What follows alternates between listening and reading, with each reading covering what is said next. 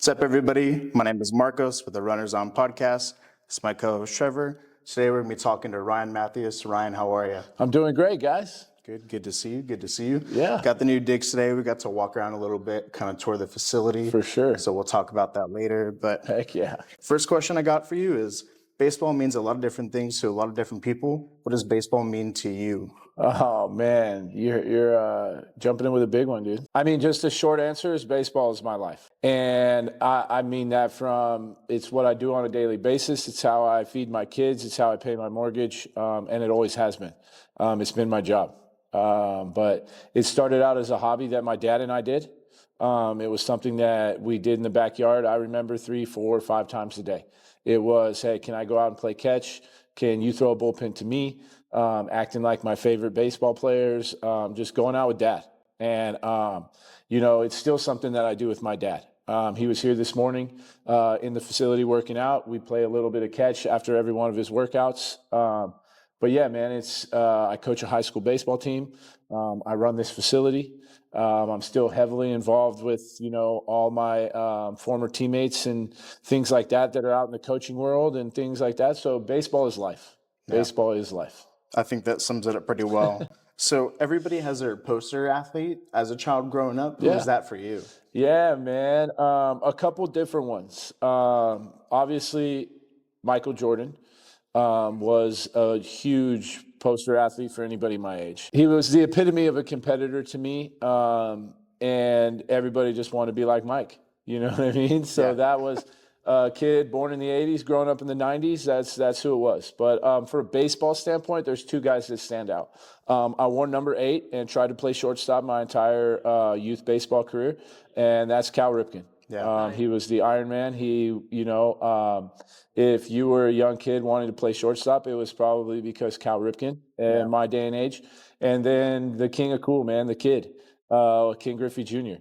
So he was just the coolest thing since sliced bread. I mean, he wore his hat backwards. He had the cool shoes, the cool colors up in Seattle during the time. So I remember every year, not coming for much, but, I made my dad buy me the new Griffies. So it was definitely King Griffey, Cal Ripken, and Michael Jordan. So you didn't drink a 6-pack after every game like Cal did you? No, I didn't know that until I was of age, but he was more of my childhood poster player, but no, definitely a few 6-packs were killed when I was of age after some tough outings, but or even celebrating some good ones. But I didn't know that growing up. But, maybe it would have made me like him a little bit more, Sacramento has a lot of local icons that don't get the recognition they deserve in terms of their contributions to baseball. Who comes to mind for you? I have my 2. Yeah. One is the coach for Sac City Baseball right now,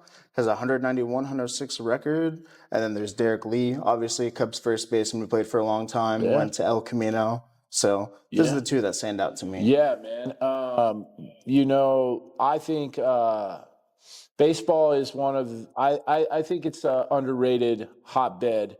Just if you look at the history of the game, there's a picture from Sac City of Spider Jorgensen standing in a dugout next to Jackie Robinson. Yeah, he played at Sacramento City College. So that's how deep it goes back. Yeah, I mean, from the Larry Boas to the Dusty Bakers to the Jerry Manuels, those are the recognized ones. Yeah.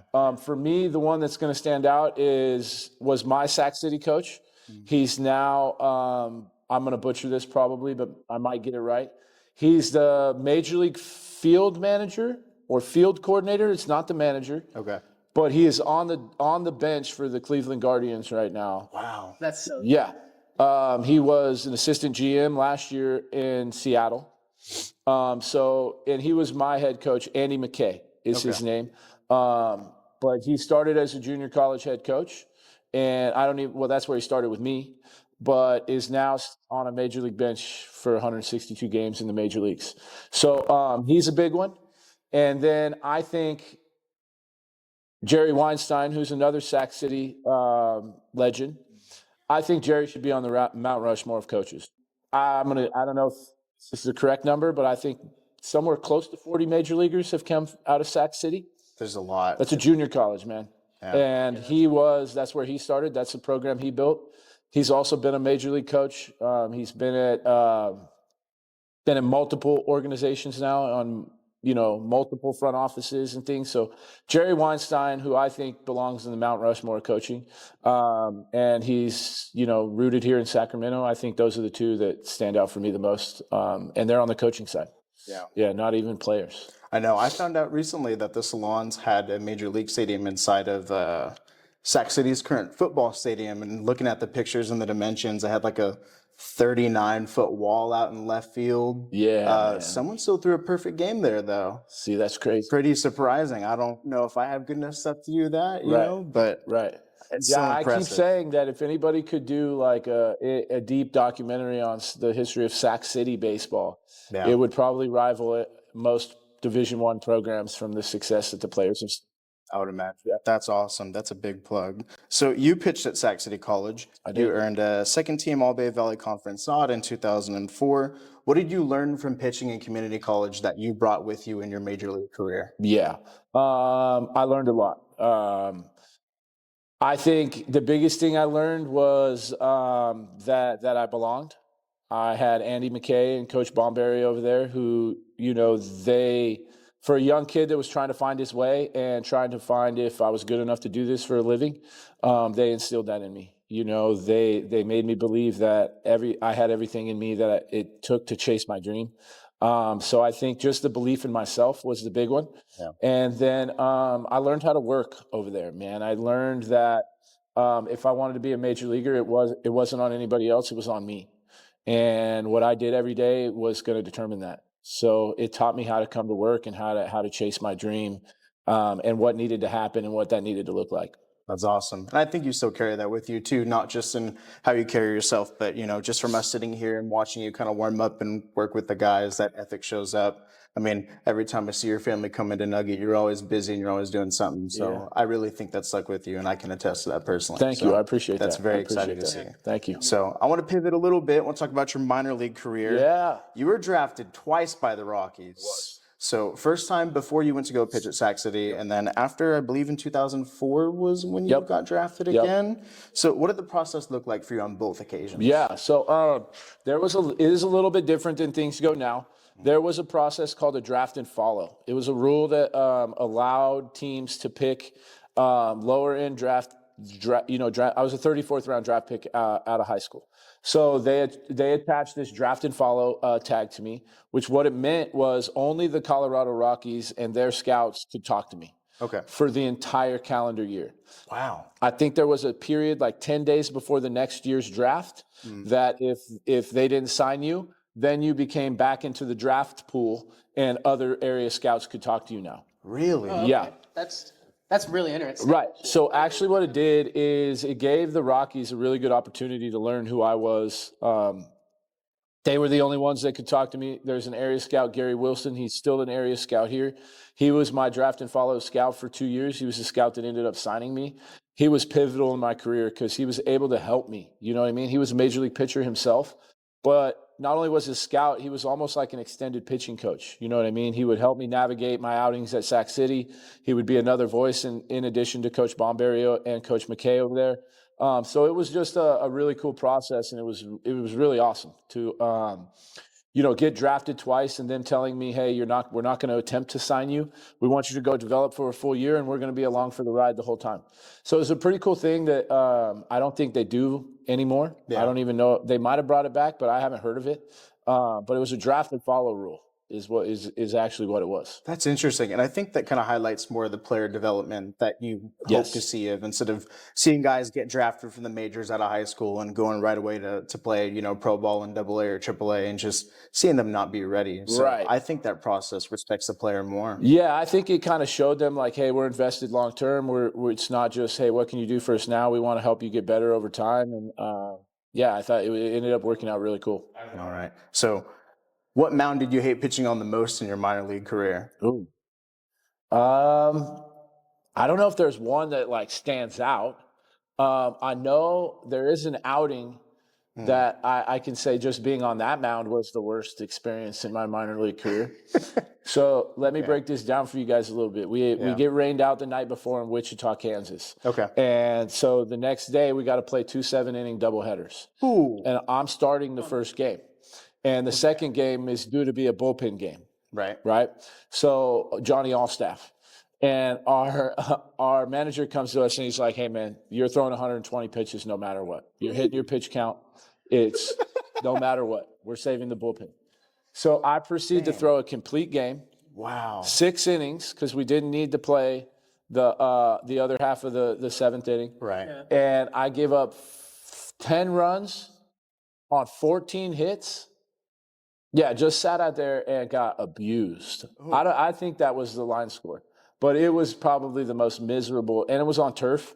So it was hot. Yeah. I would get a ground ball, and I'd be like, "Oh, there's my double play." Next thing you know, it's in left field because it was the turf plays so fast. You know what I mean? But that's the one outing in the minor leagues that stands out to me. So I will vote that as the worst experience and the worst time, and that had to be the worst mound that I ever stood on in the minor leagues. I was going to say that's pretty bad, but to pivot from lows to highs, in 2008 you were given an all-star nod in the Texas League for the Tulsa Drillers. Yeah. You throw 57 2/3, admirable 3.28 ERA, and 56 strikeouts to match. Yeah. So you're dealing pretty well. Right. What was the most memorable experience from that year? That year, I remember I was a starting pitcher, and I believe I was a starting pitcher that year.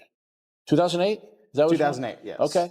That might have been the year they switched me to a reliever, actually. Yes. Most of your appearances. That's what it was. So that was the one thing that stands out the most from that is that's when I started throwing really hard. Oh, yeah. So I went from a starting pitcher that would be like 91 to 94, maybe top out at 95 on my very best day. But I started throwing like 98, 99, 100 miles an hour when I got switched to the bullpen. And I think that's the thing that stands out the most. And it kind of switched the mentality of who I was as a pitcher. Yeah. I didn't really know that was going to happen. I was actually kind of pissed that they took me out of the starting rotation. We're going to make me a reliever. Right. But right when I got to spring training, they called me in the office. They're like, hey, you're not going to start. And I was just pissed. So I remember my first outing in minor league games. I'm pitching, and the guy doing the radar chart comes to me after the game. And he's like, "Dude, how hard do you throw?" And I'm like, "I don't know, maybe 95 on my best day." He's like, "You didn't throw a ball 95." I'm like, "Great, my velo's down." Yeah. And he's like, "No, you didn't throw a ball 95 because you threw them all 96 or faster." Ooh. And I'm like, "No, you're lying." Like, so then I get called over to back up a major league spring training game, and there's a radar gun in the stadium. Yeah. And I turn around, and the first pitch that I'm warming up is 98. Ooh. And I'm like, oh, the radar gun's broken. Yeah. You know what I mean? So then I come in after the outing, and Chris Iannetta was our catcher for the Rockies. And he's like, hey, dude, how hard do you throw? And I'm like, same answer, right? Like, 94, maybe 95. He's like, no, when someone asks you that now, you say 100. Yeah. And I'm like, what do you mean? It's like, that gun that was right there in the stadium, it said 100 multiple times. So you now throw 100. Yeah. So that was the one thing that stood out, man, is like my velo just really jumped. And it was really cool to throw really hard. Did you have a different mentality when you were starting compared to relieving? 100%. Okay. And I think that was the biggest reason why my velo jumped so much is I knew I had to be out there for 1 inning. Yeah. And it was just balls to the wall. I was grinding my teeth off and, almost pitched angry. Yeah. So, and you can't do that as a starting pitcher. I mean, I had a little bit of it, and this might have been why I wasn't a successful starting pitcher, is I would get super emotional and high energy and things like that. And I don't think it was sustainable for 5, 6, 7 innings. But it suited me well as a reliever. So I think that was the biggest thing that changed when I changed from the starter to a reliever was the mentality. You got to 100%. unleash the dogs more when you're on the mound as a reliever. You do, man. We talked earlier about Grant Balfour before the cameras were turned on, and he was one of the best at it. You know what I mean? Like just that rage. It really was.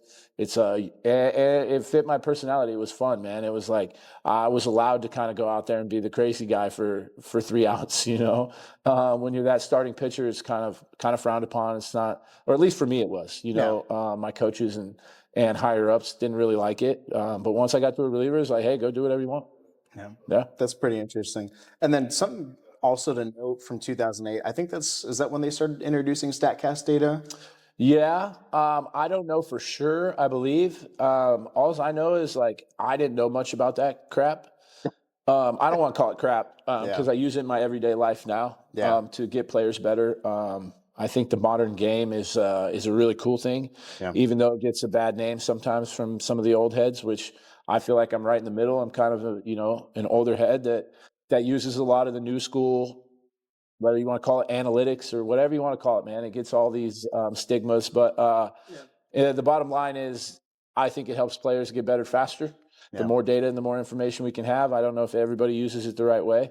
But back to the question is, I didn't know about that stuff. My last year in the big leagues was in 2015, and I vividly remember asking our bullpen coach, hey, what is my spin rate, and what the fuck does that mean? Yeah. Well, and he palms up to me and was like, I don't know, but I'll try to find out. Yeah. Guys, we're talking 12 years ago. Yeah. There's guys that are still on rosters that were on rosters then. Yeah. So the landscape of this game has changed so much. Yeah. There's information and data that if I would have known, I'm not saying I'd still be playing because I'm 42 years old now and it doesn't come out the same, but I would have played a lot longer than I did. Just knowing how to attack, what I actually did.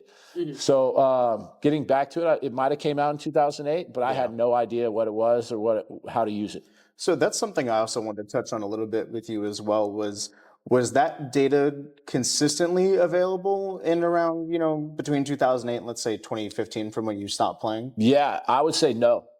I honestly had no idea how to access it. I remember being in spring training with the Reds in 2016, and one of my buddies and teammates at the time, he's now the pitching coach for the Philadelphia Phillies. His name's Caleb Cotham. He told me about a website called Brooks Baseball, and it's still out there, and it's got all of this advanced data on it. And it was telling us, velo down to a decimal, spin rate, all the spin axis, all the things we're using now. And like I said, I turned it on, and it could have been in Chinese. I literally had no idea what it was. It could have been a foreign language. And I had no idea how to use it.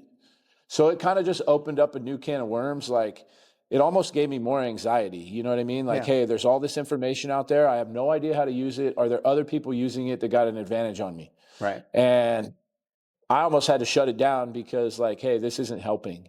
I have no idea how to translate the data. I have no idea how to use it. I have no idea really where to get it. Yeah. So it was just kind of, hey, it's out there, but I don't know what to do. Yeah. So it was kind of created a new problem. Yeah. So following your 2008 season, you were invited to pitch in the future All-Stars game at Yankee Stadium. Yep. Some of the guys to note are Jake Arrieta, Chris Davis, and Andrew McCutchen, just to name a couple. So walk us through the experience of the event and then the outing that you pitched that same day. Man. This was probably up until that time in my career, it was the coolest thing I have gotten to do. We literally showed up in New York City and we got treated like big leaguers before we were big leaguers when it happened. And the funny part about it is, like, right when the games ended, it was like we were right back to minor leaguers, man. Wow. We were in the Yankees clubhouse and like the Futures game ended and it was like, yo, get your shit and get out of here because the big leaguers are coming. But other than that, man, it was a really cool experience. I got to play in the old Yankee Stadium. Yeah. Got to be in a big league hotel for the first time, kind of got to get on the bus, go to the stadium, go to the loading docks, walk in a stadium like a big leaguer. Those are the things that stood out to me the most. And then, like, just being in the bullpen, man. There were guys down there like Trevor Cahill and Jake Arrieta, like you mentioned, a teammate of mine, Casey Weathers, who is now president of pitching with the Philadelphia Phillies. Wow. He was my business partner starting this here. We were on the team together, so it was a really, really cool experience, man. It honestly just kind of gave us a look into, like, hey, this is where you're headed. Keep going. This is what it's going to be like. The outing wasn't exactly as cool and crispy. I single-handedly created the MVP. Yeah, I gave up a homer to a young shortstop with the I don't even know his name. At the time he was with the Red Sox. the best and worst day for this kid. I mean, I never talked to him about it, but he hits this homer in Yankee Stadium, and he's a Red Sox prospect. Right. So he's in a Red Sox uniform. And instantly this ball lands in the seats, and he just gets booed by the entire stadium. And I remember he was 18 or 19 years old. Yeah. And he probably had no idea, like, why am I getting booed? Yeah. And then it was post-game interview, guys out there on the field, and he's getting interviewed, and the whole stadium is just booing him. And it was like, he didn't do anything wrong, you know what I mean? He was drafted by this team, just showed up to this all-star game and hit a homer, you know? But it was cool, man. It was really a cool experience. I mean, after the fact that I gave up a homer, you know, kind of, and it won the game for the world team, I kind of blew it for us, but it was cool. You know, I was throwing hard. I got to face some cool guys.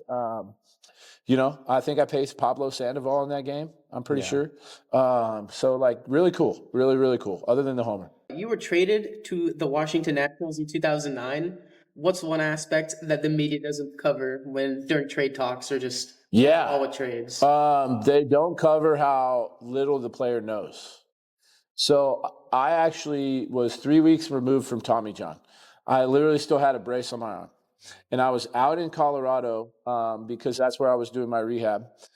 I was going to Coors Field every day. I'd never played in the big leagues yet. I was in AAA. I was on the 40-man roster. But I would go to Coors Field to do my rehab. And it was really cool. So I pull in the morning. I don't even know if the team was in town. The Rockies were in town. But I would go in before they would get there anyway. So I'm in the weight room. I had finished my rehab for the day. And I'm riding an exercise bike in the weight room. And one of the front office guys comes down, and he's like, "Hey, Matthews, before you see it on the ticker here, because we're watching MLB Network or whatnot, it's the trade deadline day, so obviously all kinds of stuff's going on." He's like, "You just got traded for Joe Bimel in Washington. You're probably going to see it on the TV any minute now." And I'm like, kind of exercise bike stops, like, okay. Yeah. He's like, "Oh, no worries. Like, hey, finish your workout. Like, someone will call you from the Nationals here, and, you know, I'm assuming today, and let you know what's going on." Yeah. I'm like, "So we're done here? Like, this is like, I'm no longer I got to change these clothes." You know what I mean? It's kind of weird process. You really don't know what to do. I mean, I packed up my stuff and put it in the car and drove out of the stadium. Like, where do I go? I drove back to my apartment and got my stuff and headed back to California. And they called me and they were like, "Yeah, you're part of the Nationals. We're going to set up your rehab." And I flew out there and got on their plan, and the rest was history. But yeah, it's kind of just an unknowing situation from the player. You just really, you're a pawn, man, that they can move at any point. So it's kind of wild. That's pretty interesting. Do you wish you stayed in Colorado? At the time, you know, there was a little bit of like, hey, this is a team that drafted and followed me twice. This is the only team I know. I felt like I didn't debut with them yet, and I had a lot of unfinished business. So at the time, I wished I would have stayed there. And going into something new was a little bit like intimidating for me, I guess. So I'm a creature of habit. So I think that aspect of it, but looking back, I think it was the best thing that ever happened. I went to Washington, and, you know, it was an organization that thought highly of me. It was an organization that just gave up a major league piece to get me. So it was almost like a shot in the arm, where it was like, okay, I'm a prospect almost over here again. I'm held in higher regard over here again. Not that I wasn't with the Rockies. They always thought I was a great player and treated me great. But I think it was just kind of we say it a lot in the game, a change of scenery helps sometimes. Yeah. So it was a change of scenery that just kind of revitalized me, and it was really cool. Looking back, it was awesome. In 2011, when you got your first cup of coffee, do you think it's possible you can name everybody that was starting that game behind you? No chance. No chance? No chance. Man. You're saying in my major league debut? Yeah. Yep. Ooh. I don't even know if I could tell you who was catching. Really? I know in 2011 we had Pudge Rodriguez on the team, but he was not catching that game. I know Jason Worth was probably had to be in the outfield somewhere. Yep. Roger Bernardino was probably somewhere. No? He might have been in AAA with me at the time then. Ian Desmond was playing shortstop. Yes. Danny Espinoza was playing second base. Mm-hmm. Yes, bingo. Yeah. Okay. Ryan Zimmerman was playing third base. No. Ooh. That one, it was somebody who didn't get to play that often. Okay. Yeah, that I won't be able to name that one. That one was Jerry Harrison. Oh, okay. He was playing third All that right. day. All right. He had, I think, 267 plate appearances that season. Wow. So that would have been a hard one to pull. Yeah, but that's like, man, that's probably the extent of where I got what I got. So you had Wilson Ramos at catcher. For you. All right. Mike Morse at first. All right. Danny Espinoza at second. Jerry Harrison at third. Ian at short. Brian Brixler in left, and Rick Ankiel in center. Wow. And then you had Worth and Wright for you. Yeah, I mean, the Ankiel one now, he was our primary center fielder for a few years there. Yeah. The Bixler one, I would have never got that one. Yeah. Wow. Yeah. Time flies. Yeah. I have a follow-up. Did you have a favorite catcher, like favorite battery mate, like no matter what level? Oh, yeah. 100%. And that's super easy. Kurt Suzuki. Yeah. Nice. I love to hear that. This dude was like, man, whether he was the best catcher or not, that's not what it was. When I would come into a game and the manager would hand me the ball on the mound and then walk away, this dude would instill the most confidence ever in you. There was one time where he told me, he's like, you know what we're going to fucking do? I'm not even putting down signs. And he slams the ball in my glove. And I threw probably 79 to 80% two-seam fastballs most of the time, right? So I knew exactly that's what he was talking about. Hey, we're going to throw a fucking two-seam fastballs, and that's all we're going to throw. Yeah. And I'm like, is this crazy son of a bitch really not going to put signs down? And sure enough, I throw my 8 warm-up pitches, and I'm standing up there, and he's like this, and I'm waiting for the sign, and he's just pumping his glove. He's just like, and I'm like, all right, let's go, bro. And that was just that confidence and just him like so fired up and believing in me. Like, we only got to throw one pitch, man. I felt like I was the best reliever ever when I was throwing to this dude.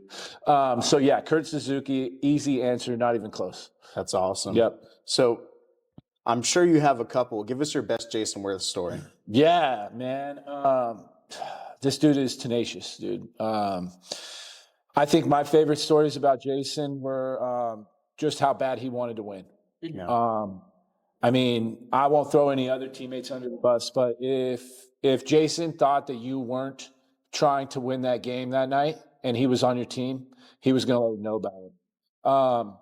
He's my favorite teammate of all time just from that aspect.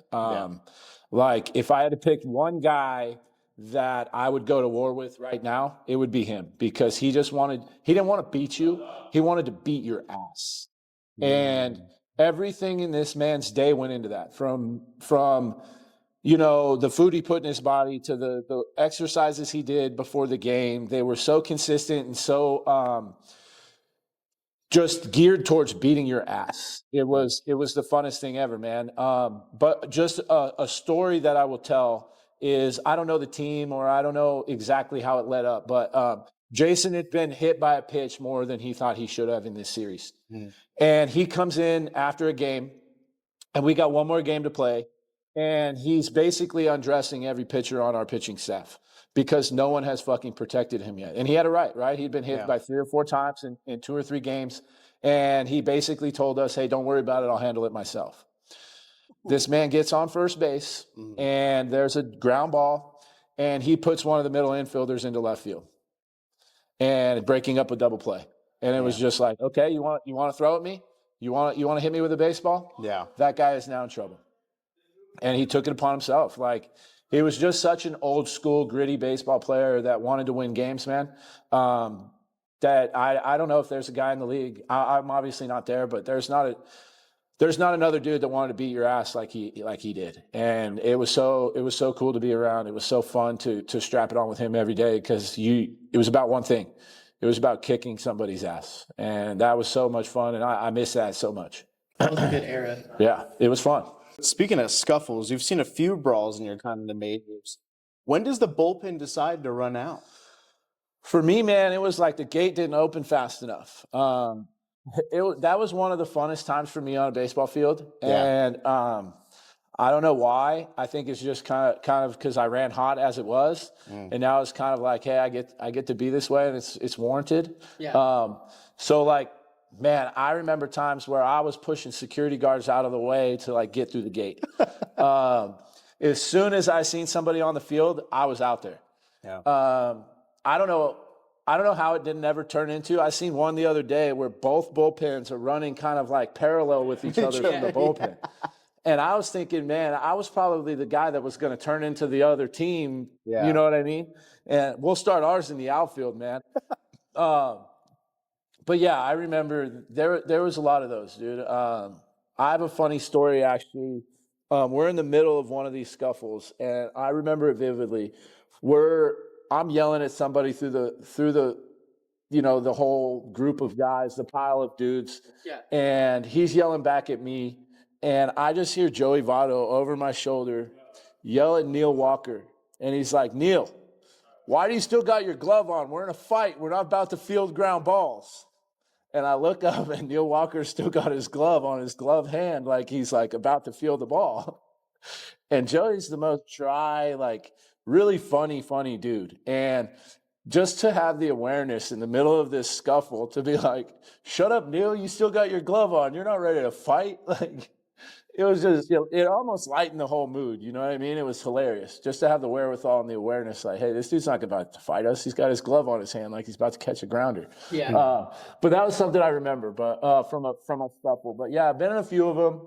I don't know why. They seem to always involve the Pirates, whether it was in the major leagues or their minor league teams. They love throwing at guys, man. And so it was like always with their affiliates.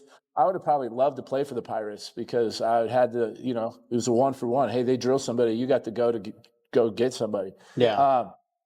But yeah, it always seemed to involve the Pirates. But yeah, those were fun. I really enjoyed those. Yeah. Did you have any teammates or players that you were playing against that were hard to like push back or hold back? Were you ever like that involved? I don't know if I was necessarily that involved. I do remember at one time there was a picture circulating of me on the internet, and it was during one of those bench clears, and I'm trying to hold Anthony Rizzo from like going into the scuffle, right? And I think it was, hey, tempers have cooled and everybody's starting to dissipate, and we were headed back to the bullpen, and he's kind of at first base, and somebody said something and shit erupted again, right? And I just see this big monster of a man start to run towards the pile, and I put both my hands on his chest. I'm like, hey, man, we're done. And there was a picture of me like dug into the ground, like getting low like this, like trying to hold this big monster by his chest. I didn't have any problem with Riz at that point in time. It was just, hey, this is about to go. And that was just the first guy I put my hands on to stop him in the picture. He was like this head above me. And it's like, yeah, you weren't going to win that one. I think I would have, but yeah, no, it was funny, man. That's one thing that stood out to me, but there was nobody that was actually like, I was probably the guy that needed to shut up most often. You know what I mean? I was probably the guy starting a lot of things, but because that's just kind of how I ran. I was pretty mouthy when I was out there. I ran pretty hot, but that was part of my mentality. It was part of who I tried to be out there. But no, I don't remember any teammates being unruly or the hardest ones to hold back in those situations. That's good. I think the Rizzo story covers that pretty well. Yeah, I would not want to hold him back. No, he's a big dude. That's a big-ass dude. Yeah, nice guy, though. Oh, yeah. So what mound did you enjoy pitching on the most? Yeah. I don't know if there's like one that really stands out to me. Obviously, pitching at home was fun. I liked Nats Park. It was just where I debuted. It was what felt like home. The bullpen there and everything was just kind of that was home. So I would say that was my favorite place to pitch, just because the home crowd, my walkout song, everything like that. Just kind of, if I think back about it, that's who I was as a player. I think of me running out of the bullpen gate in Washington at Nats Park. Yeah. That's kind of where I would go back to if I had to pick one spot. So that's where I say it was my favorite spot, man. Nats Park. That's my home as a major leaguer for sure. On the road, who had your favorite locker rooms? Yeah. Favorite locker room. I don't know exactly if there's a locker room that was my favorite. On the road, there was some that were really bad. So there was some least favorites. Probably one of my favorite parks to play in was Wrigley Field, just because of the nostalgia. Yeah. But that place was so fucking uncomfortable to be as a player. Yeah. From being there in September, when September call-ups are there, it was miserable. I mean, you have major leaguers sharing lockers. You know what I mean? You got a locker literally that's closer to me and you from the shitter.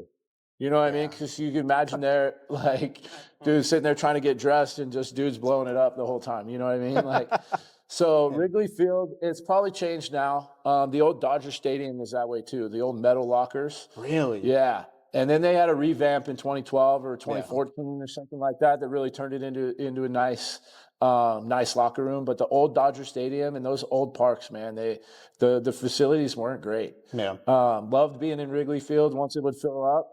But when you were there early and in the dugout during games, like, man, it was cramped. It was shitty. Yeah. But still one of the coolest places to play. So I would say, I don't know if any stand out from hey, this was my favorite locker room, but there were a few that weren't very good. In your rookie season, when you debuted, you made an appearance in the 2012 NLDS against the St. Louis Cardinals. Yeah. So you came in with the bases loaded. I want to give you a chance to kind of walk us through that inning and walk us through the experience of playing in a playoff game. Yeah, man. So the playoffs are the coolest thing ever. The way I explained the playoffs was like when you're a little leaguer and you got opening day. Like you're 7 years old and you get to put your uniform on and you know that you're going to play your first game.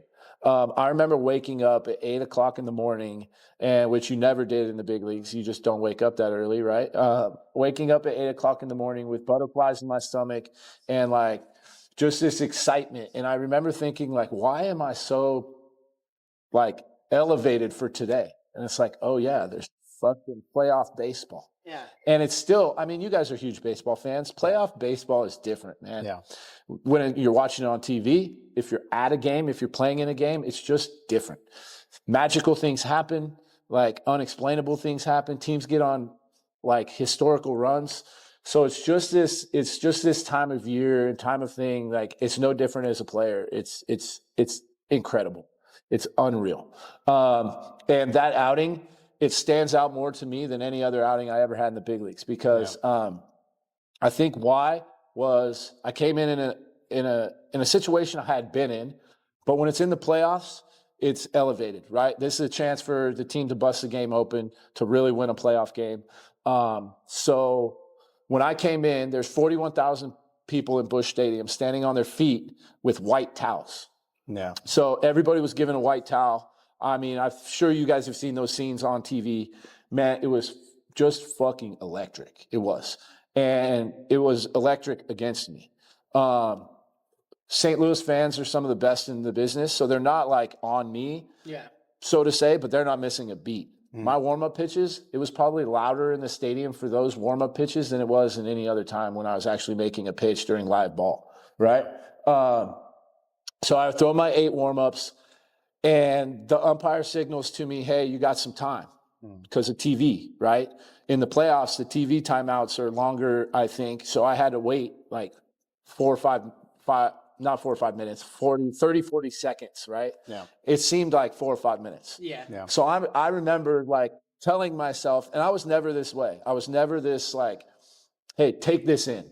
I remember walking around the mound, just staring up at these white towels like, oh my God, this is the coolest fucking thing you've ever done. Yeah. Ever.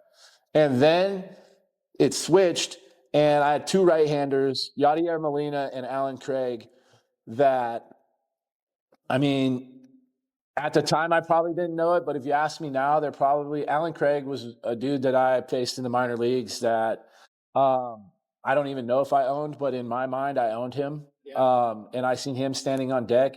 And Yadi was a guy that, especially in these situations, I knew the scouting report. Yadi was one of the best hitters with runners in scoring position of all time. And he got ultra aggressive when guys were out there. And I knew this in the scouting report, and I knew that, hey, and it had happened before. I had faced him, and I threw a fastball up and in, and it would have hit him in the chest if he didn't make contact with it. And he ends up popping it up to the third baseman. And I knew that in the back of my mind that I got these guys. Like, so I'd never been more confident in a high pressure situation in my life. And sure enough, I throw pitch one, and Yachty grounds it to shortstop, and Desmond fields it. And I remember thinking, oh shit, he's throwing it home. Like, I just thought, like, I got to ground it to short, I'm getting a double play. Yeah. And of course, infield's in. He cuts the run down at home. Yeah. And I'm thinking, oh shit, I just got 2 outs. But then it's like, no. Oh my God, nobody scored. Like, I kind of like internal fist pump, like, sick, I just got one, nobody scored. Then Alan Craig's coming up. I'm like, dude, I don't know if I didn't think like double play. I didn't think I'm getting out of this by any means. I'm just like, I'm getting this dude out. This dude's out. Yeah. And I throw a 94-mile-an-hour sinker that was like, it was a ball. It was going to hit the back tip of the plate. And he kind of tops it and hits it to third base. I see Zim get the play. I'm like, oh my God, he's got one. And Danny Espinosa gets his ball. Danny had probably one of the best arms as a second baseman that I've ever seen. Built for the left side of the infield, this arm had absolute cannon. And he catches this thing and hoses the ball to first base, and we get Alan Craig by probably 2 or 3 steps. Wow. And I was probably already fist pumping before LaRoche catches the ball, and I just give out the biggest fist pump I've ever given and the biggest fuck yeah, and I'm sprinting into the dugout. And I just remember our manager and Steve McCaddy standing there, and I slap our manager's hand so hard like that, and Steve McCaddy's got his hand up for a high five, and I just like crow hop into this fucking high five, and I'm like, fuck yeah, and I just blow his hand up. I don't know how his arm didn't rip off, man. Like, this poor old pitching coach just take his arm off, and I'm just yelling through the dugout like, fuck it, let's go. Yeah. It was the coolest thing I've ever done on a baseball field. Coolest moment. Then Tyler Moore drives in a couple runs. We take the lead and get a win. But yeah, really cool. So do you know what Molina was batting that year? I don't. He was batting over 300, and he was an all-star in 2012. Yeah. So that's pretty kick-ass of you to come in. Yeah, man. Got you, bitch. Even just from like a personal standpoint, I know you kind of talk about not wanting to take the moment in, but you giving yourself a second. Uh-huh. Do you wish you would have given yourself more time to take in all of what was there, or do you think you got it? In that actual game? Yeah. I think in that game, I took in what I needed to. I think it was the perfect amount of time. I think overall in most games that if I were in that state of mind, it wouldn't have been beneficial. I don't think that I needed to be out there like, oh man, this is cool. You know what I mean? It was business for me most of the time. Yeah. There were some times where either when I was on the DL or games where I was knowing I wasn't gonna pitch, where I was just a spectator for the day. That I would allow myself to sink in that mindset sometimes, like very rarely, but be like, man, my job's pretty cool. I'm watching a major league game in the dugout. I'm getting paid for this, Yeah. There were a few times like that, but when I was in the fight, it was more so, man, I'm trying to kick your ass. I'm trying to beat you. I was very tenacious towards hitters. I tried to make at-bats uncomfortable. I always say it because, some people probably disagree with me. I always say I wasn't the most talented. I was just the meanest. You know what I mean? I don't think if I would have allowed myself to get in that mindset a lot of the times that it would have benefited me. So I was kind of on the other end of the spectrum. I was more of a Grant Belfour than I was, out there taking it in and, that type of mindset. So I want to talk a little bit about ABS. Just got introduced this year. I kind of wanted your thoughts on that. Yeah. Since you've had some time away from the game. For sure. I don't like it. It's fair. I don't. Yeah. And if I'd have told you this before it was introduced, I'd have been on the other end of the spectrum.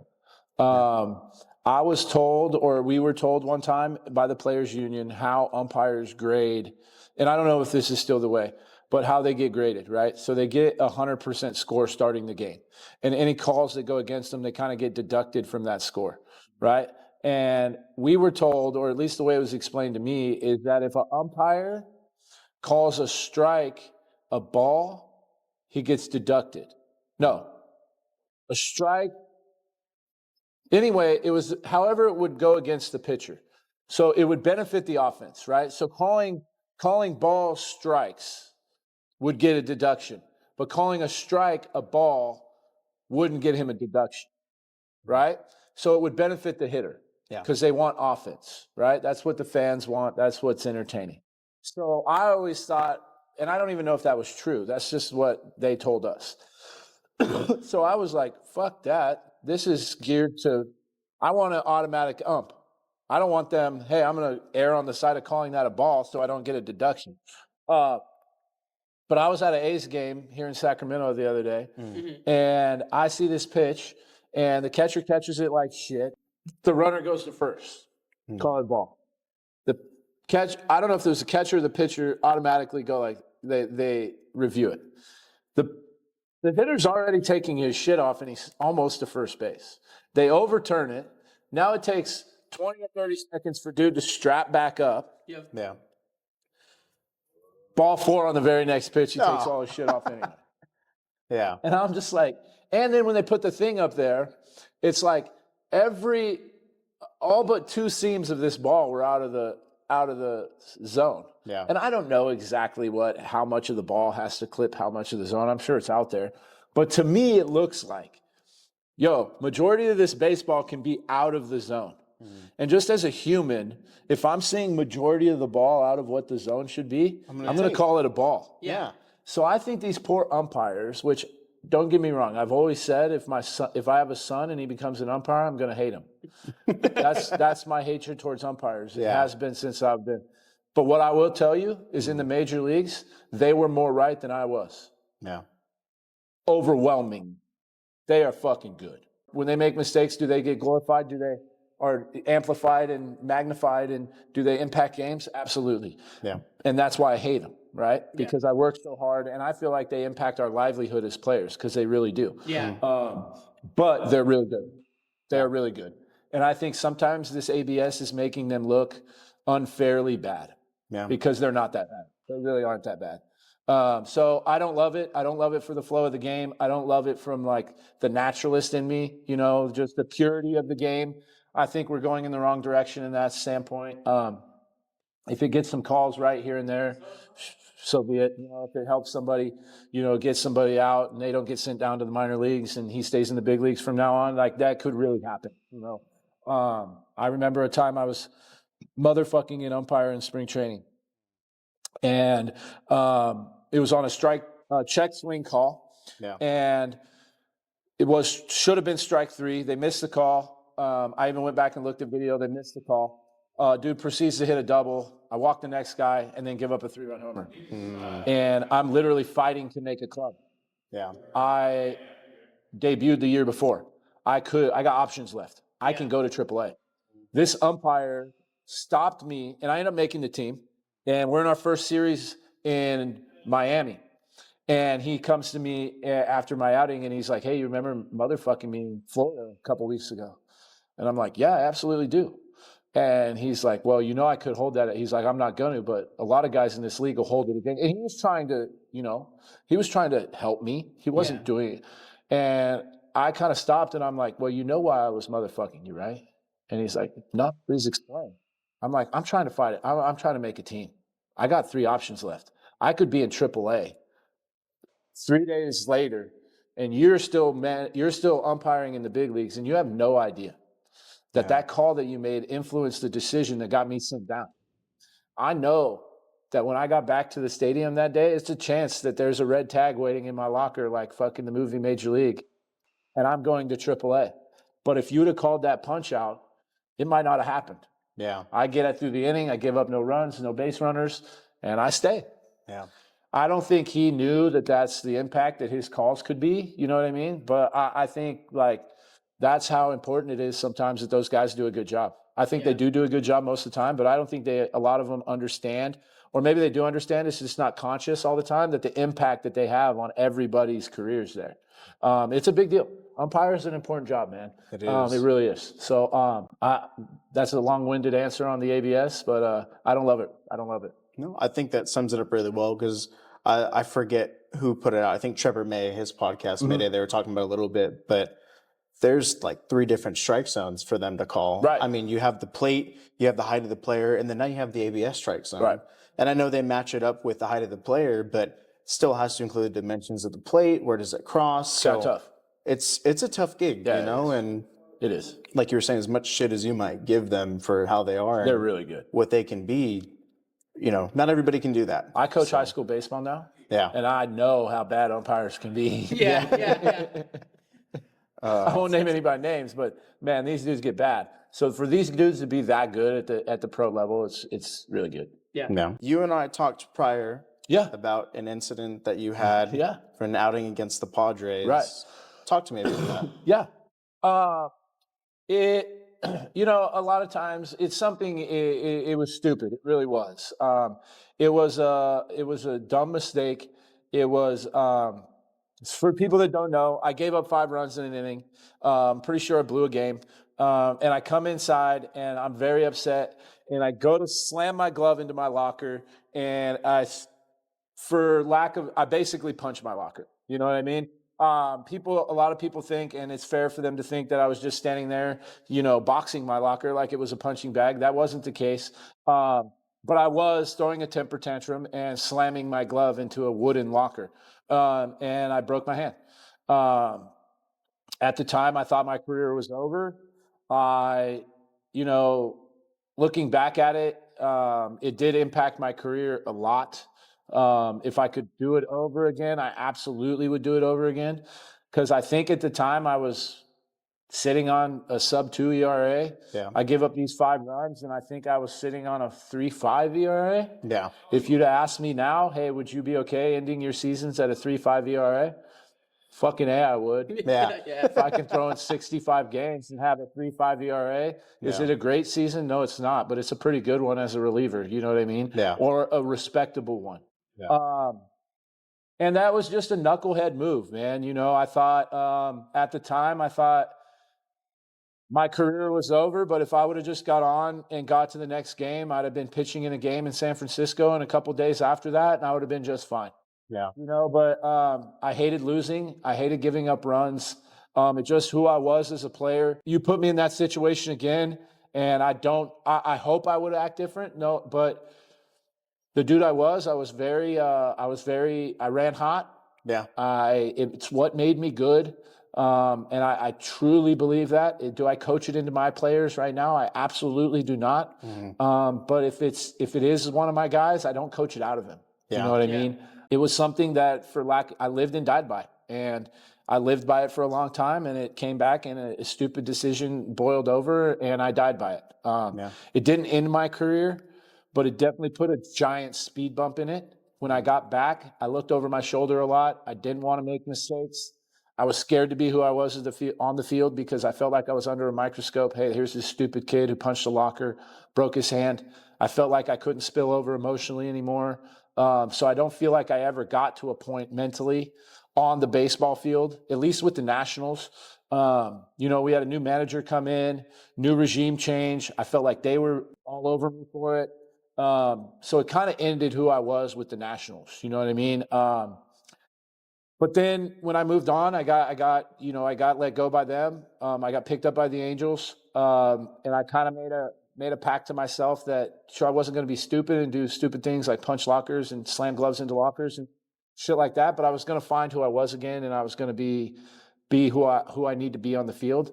And I think the change of scenery again, going to spring training with the Angels, I got back to who I was, and I ended up pitching another year in the big leagues after that. So it didn't totally end my career, but it definitely altered it for sure. I have notes on that Cincinnati Reds season. Yeah. Because I'm a stats guy. Okay. Under the microscope, you finished with, I think it was a 4.09 ERA, but a 3.65 FIP.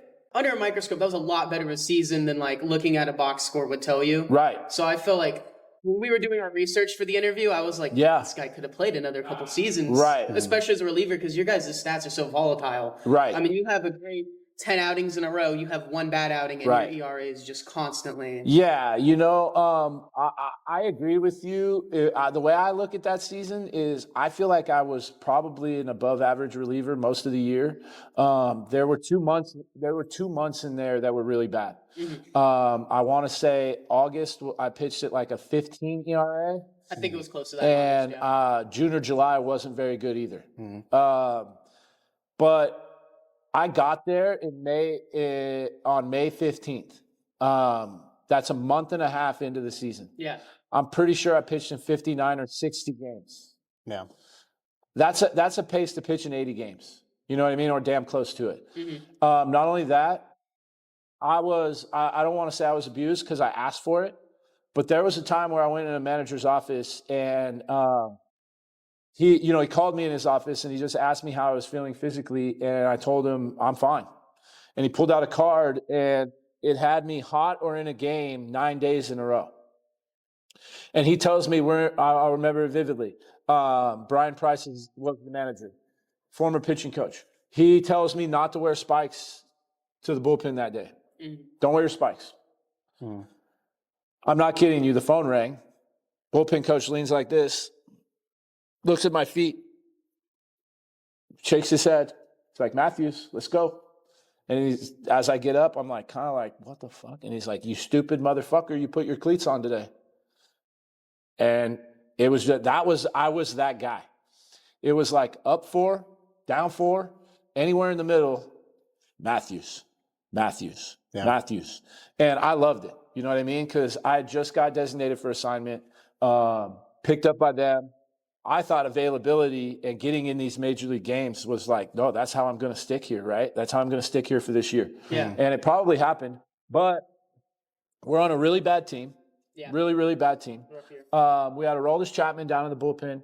We had J.J. Hoover as our 8th guy, who was, I think at that time, on a really, really, started the season really hot. So I understand not using those guys when it's like, hey, they haven't pitched for 5 days, but it's 10-0. We're about to lose our 11th game in a row. Matthews, you know what I mean? Yeah. I know it's not Chappie, you know what I mean? Like, hey, we know it's not that. So I think it was just kind of a perfect storm of the way that bullpen lined up. And then we make a lot of changes in the offseason. We trade those big name guys. We get a lot of prospects coming back, and they all need to be protected on the 40-man roster. At least that's what they told me. And then I get non-tendered.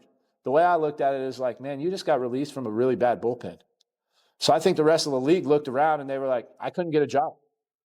And I, like you said, I thought I had a pretty good season. I thought I had a really good season. Yeah. If I had that season right now, I'm definitely in 2026, I'm definitely going to spring training in 2027. Yeah. There might have been some other things that, maybe punching the locker and breaking my hand and things like that all went into it. But none of us get to decide when our career ends, and they all end for everybody. So that's kind of how I went out. But yeah, I thought my season with the Reds was pretty good too in 2015. It's kind of touching on that a little bit more. When did you know it was time to step away? I didn't. There's no time to know. And looking back, I probably did it a little bit early. And I only say that because of the way I felt. You know what I mean? Like, I think I was 34 when I actually decided it. The way I felt from 34 to now, like there was definitely a lot of bullets left in there. Yeah. There was definitely some things that I didn't let my pride, in my ego. There's independent ball opportunities that were, plentiful, and I didn't want to do it again. I played my last season in independent ball.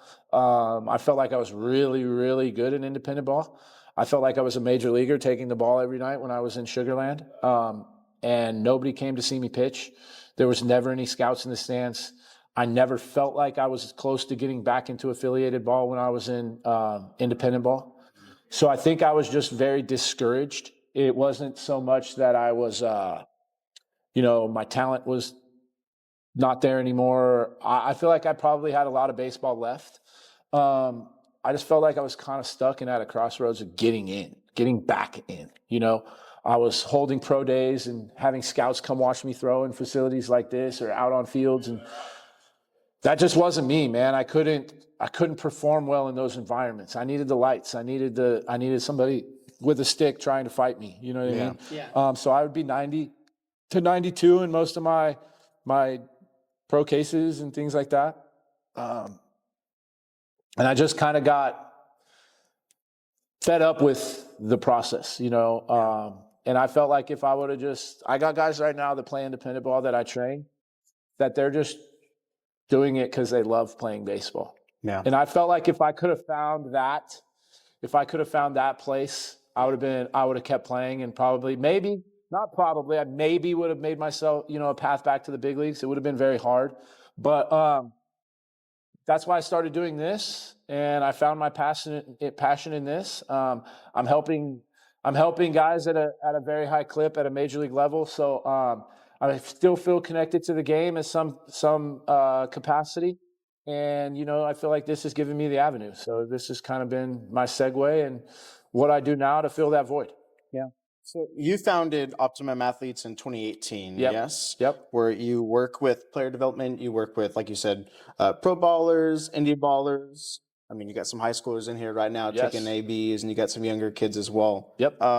Was player development always kind of the avenue for you once you stopped playing pro ball? 100%.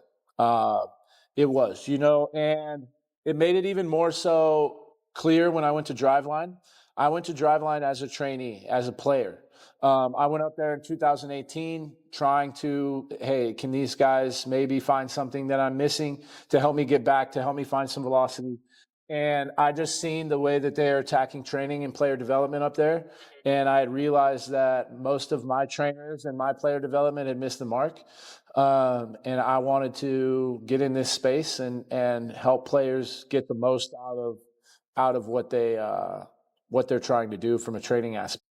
So, I think this has even, there were a few jobs that I interviewed for right after when I was done playing, working for an agency, things like that. And in my interview there, I told them that, hey, I don't want to be your typical agent that goes out and tries to poach players. I want to be the guy that can help our players get better in a developmental standpoint. And, they were kind of balked at that a little bit. They were like, hey, we leave that up to the organizations. We leave that up to the players to find their own. And, as agents, we don't really do that. And I'm like, well, we could, because if we make our players better, they make more money. If they make more money, we make more money. Yeah. And it just all kind of lined up to me, but it didn't work out with them. So, I was headed for this space, I think, from jump. Yeah. Another one, Jeff Bassan wrote a really good book called The Arm. Uh-huh. I don't know if you've read it or not, but he kind of delves into some of the complicated history and the market behind pitching. Yes. Especially in terms of youth development. With your facility and the training you provide for so many young adults, what advice do you pass on to athletes and their families in terms of taking care of themselves, the rehabilitation process, pitch counts, and kind of knowing when it's time to pick up the ball and when it's time to leave it? Yeah, I think the thing that we miss the most in this space is just having a plan. It's hard because baseball is a recreational sport, right? It's something that we do for recreation. But if it gets any more serious than that, it happens fast. You know what I mean? Yeah. If you're just playing for recreation and you're on your rec team and you got one game a week and you got another practice that week, it's probably really hard to overexpose you. It's probably really hard to put you in a space or in an environment where you're going to get hurt, right? But you advance that into a competitive club, travel ball type team, you're now playing upwards of maybe 10 games in a 3-day span. Yeah. You fly to Arizona and you're there for 3 days and, there's a 200-team tournament, you might play 6 games in 3 days. Mm. And when you do that and you're asked to pitch twice in 3 days and, you throw 50 pitches the first outing and 45 the next, that's 95 pitches in a 3-day span. Yeah. There's no major league reliever doing that. No. Not one. And there's not one 13U kid that is trained to the tune of a major league reliever. So do you get what I'm saying? Like, if anyone's built for it, it's the guys in the major leagues, but they're never doing it. It's only the kids that aren't built for it. Yeah. So I would say before you step into an environment that's asking a lot of you, you need to have a plan behind that. And I'm not saying I'm the only guy that can do that, but someone like me needs to build that. Yeah. Someone from a weightlifting standpoint, from an arm care standpoint, there's requisites that I think these players need to have before they can go out and give that kind of demand on a field. Because whether you throw 60 miles an hour or 106 miles an hour, the demands on your arm, they're not the same, but there are demands. Yeah. And I think that if you don't have an arm care program, if you don't have a weightlifting program, if you don't have things that help you away from the throw, you're just signing up to get hurt. And I think too many times that kids nowadays have more resources and more access to getting better, that there's more kids throwing 90 miles an hour in high school than there ever has been. Yeah. And for me, that's a ticking time bomb. Yeah. If you have the force and you can produce the force and power to throw a ball 90 miles an hour, then you need to be doing things on your arm from that type of intensity. Mm-hmm. Now, if it's 75 and you're an 18-year-old kid that goes to the gym and lifts weights, you probably have enough, strength and stuff behind your throw to accept that kind of force. Mm. But it gets away from that really quick, man. And I think there's so many young kids that are throwing the ball really hard nowadays, and they weigh 100 pounds and they don't go to the gym and they don't do these things, but they whip these balls around willy-nilly all the time and they get hurt.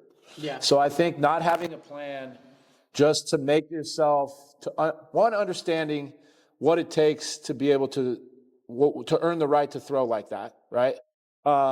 It takes an arm care plan. It takes being strong. It takes being in the weight room. It takes recovery after you do that. Most parents and players aren't educated to that. They just think, oh, I play baseball. Oh, this is what you do when you play baseball. Mm. Well, if you're going to throw 60 pitches in a rec league game, you probably should have been playing catch for 6 weeks prior to that. Yeah. And I don't think that happens. And if your parents are, they're in the medical world or they do something totally different for a living than baseball, how are we supposed to know that? Right.